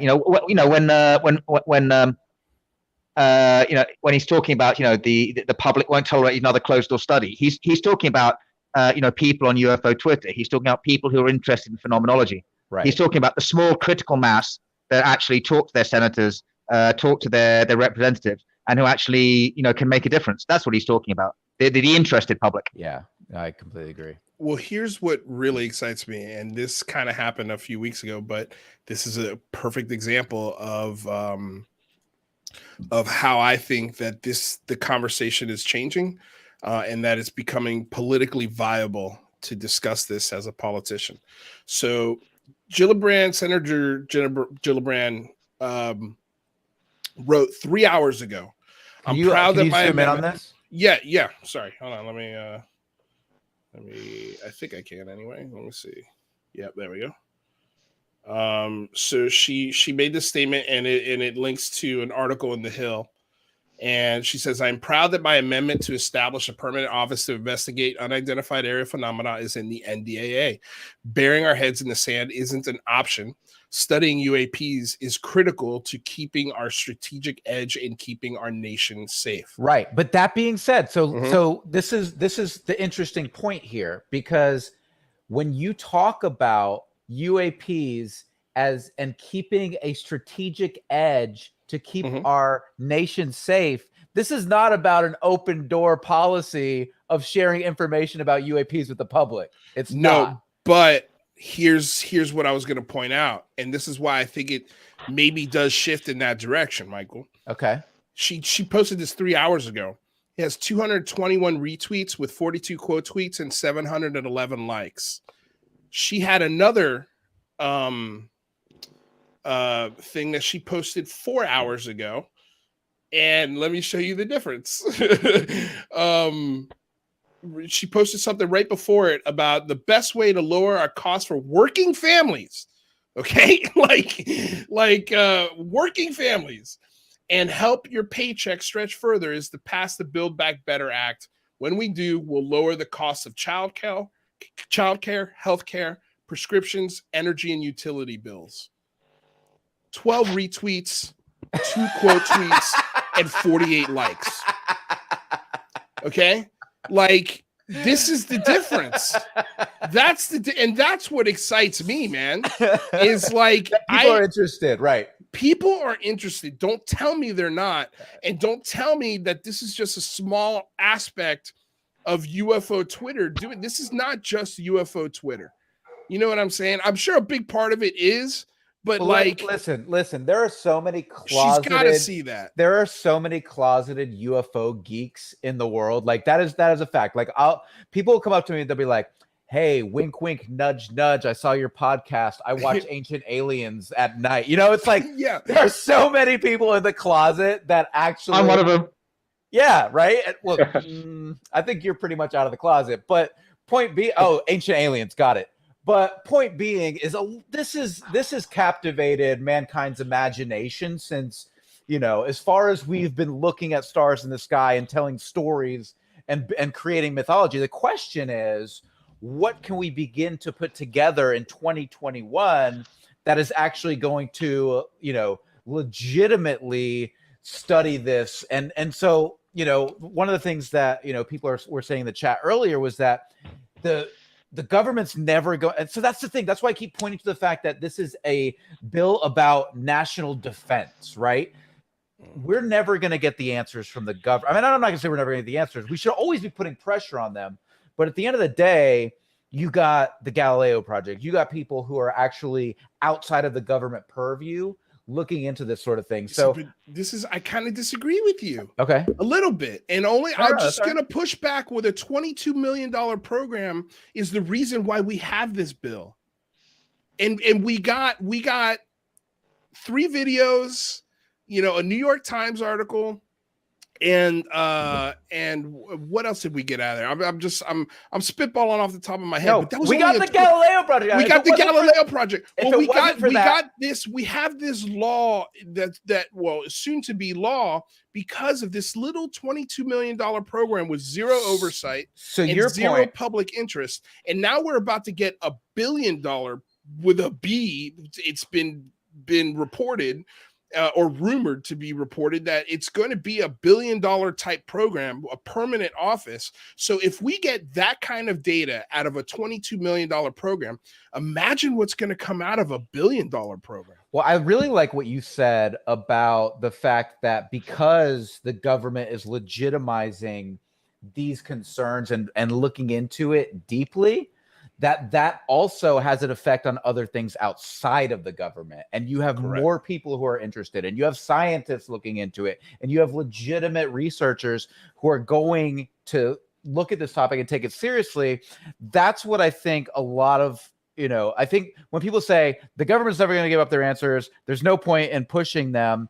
I think what is missed is the legitimacy that it brings to the conversation and what it does outside of the government to get more answers. So I really appreciate that perspective. Yeah. Well, I also want to advocate to the government that, listen, if you're trying to win back trust, this is a great way to do it. And you don't even have to release that much information. Like, if you want the people to trust the government, just give them a little bit more of this UAP stuff. And I think you're going to win a lot of fans, hearts and minds, as they say. What are you going to say, rather? Well, yeah, I think that just acknowledging that there are unidentified things out there is a huge step.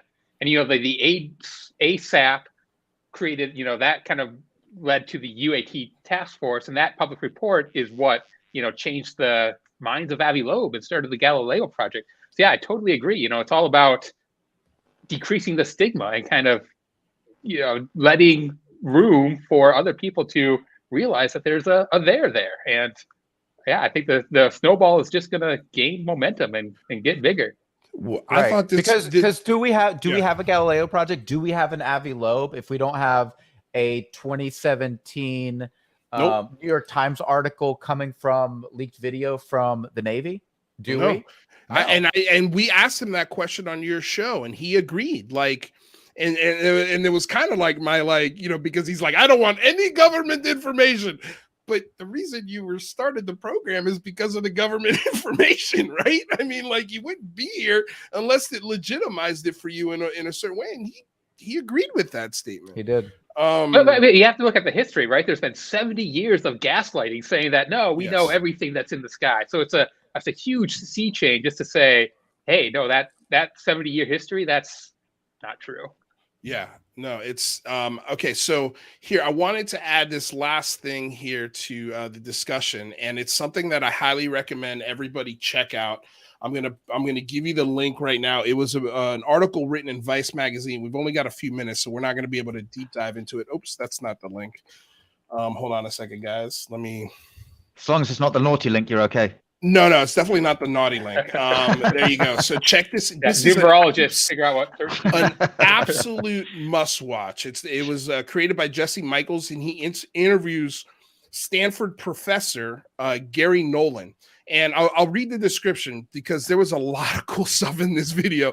Alien poop, what these things could possibly be, what were the metals that they've studied and looked at.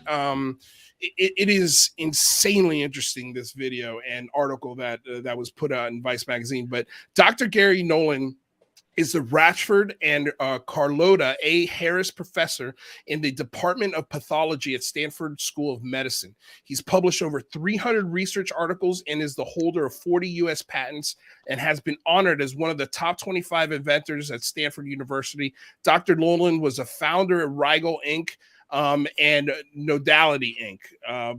and founder of a prize, co-founder. He's an inventor. The dude finds businesses and creates them.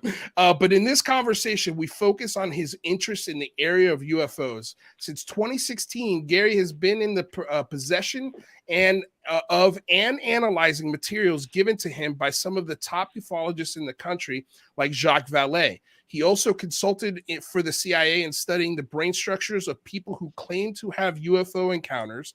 In this interview, we discuss his very interesting findings on both UFO materials and brain structures. Spoiler alert, the materials contain isotope ratios not naturally occurring anywhere on Earth, and the brain structures are very unique. Please enjoy this wild conversation with Dr. Gary Nolan.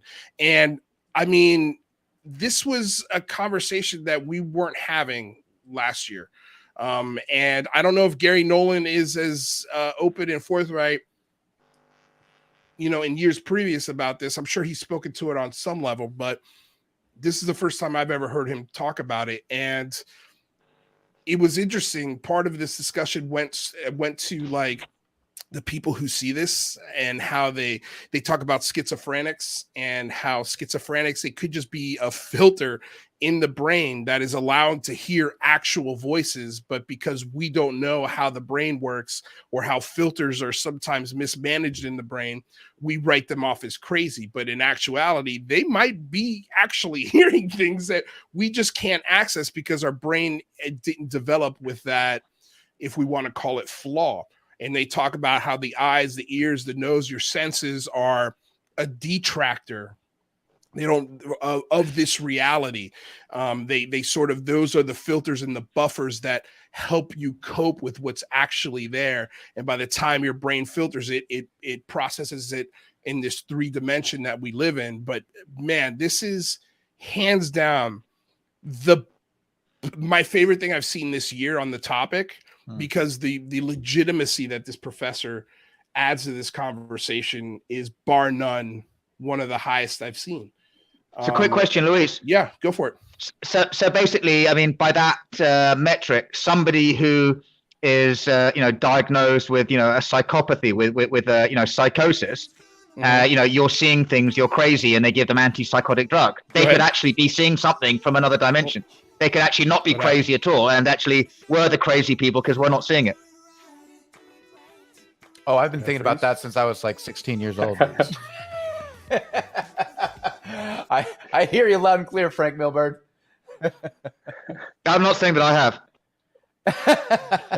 So you're one of the crazy ones who hasn't seen I hear the cat speaking in Latin sometimes. No, I mean, I think that's who knows? No, go ahead. Wild world we live in. Yeah, it's crazy. Well, it is. And there's so much we don't understand. And that's why, for me, that's why I always push back even against like any single explanation to anything. That's why I always try to poke holes in everything, because there's, our purview is so small. We don't have enough. And we talked about this the other day on the Singularity Lab, the Dunning-Kruger effect. Like, it's very easy to think you have all the answers. But once you realize how little we actually know, it opens up a lot of possibilities. I don't got the answers. All right, you guys. Well, that's it. We've run up against the last minute of the hour here. Frank, real quick, where can people find your work? Thank you so much for coming aboard and getting weird with us. Love you to death. Please tell everyone where they can find Frank Milburn. I love you guys too. At Franc Milburn on Twitter, mainly.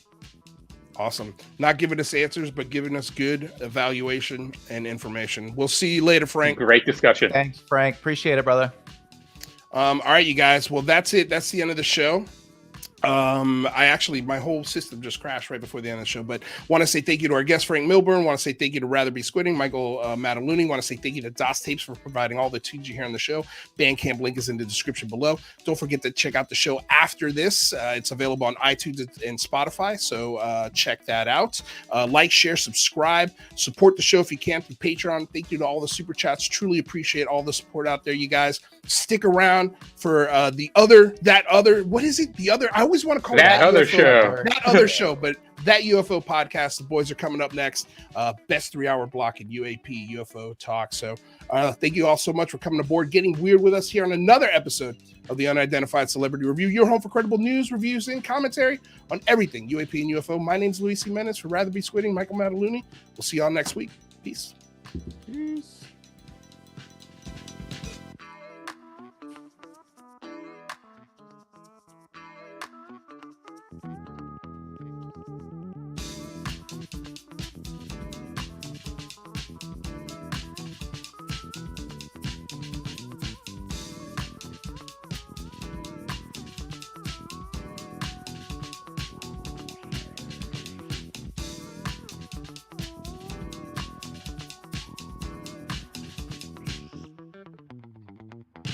I'm going to tell y'all right now, all of these wonderful people would not be here without Patreon supporters like you. If you enjoy credible news, reviews, and commentary on UFOs and UAPs 5 days a week, you want to support this show. What's your name? Marty. Marty, look how easy this is, Marty. Pick up your phone. Boom! You're a Patreon member. I mean, look, it's so easy. You just click the link, which is right here. Just for $1 a month, you can support this show. Just fill out the information and pledge what's comfortable for you.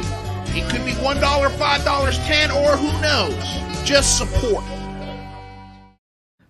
I believe you're enjoying all this. Indeed, Captain. I've never seen him look so happy. Shut up! Shh. Shh. Well, what do you know? I finally got the last word.